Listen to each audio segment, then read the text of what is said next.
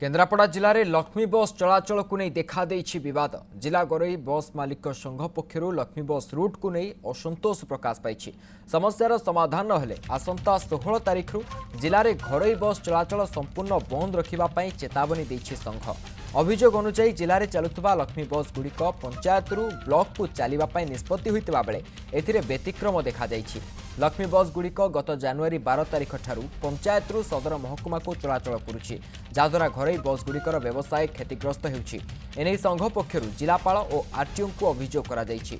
समस्यार समाधान नहेले संघ 16 तारिख जिले में यात्री परिवहन सेवा संपूर्ण भाव बंद करिबो बोली केन्द्रापड़ा जिला घरोई बस मालिक संघ संपादक सुजित बल कहिसेंति।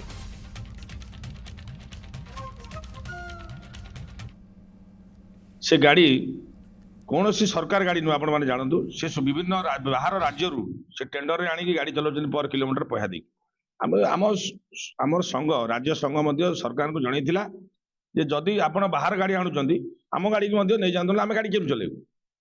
बर्तमान से 5 टकर गाड़ी चलाउछन आम तो चल पारूँ। आम सरकार जो निर्दिष्ट भड़ा स्थिर कर भड़ा गाड़ी चलाऊ जेहेतु से चलाउछन गाड़ी बर्तमान 3 दिन चलई आम से निष्पत्ति नेलु।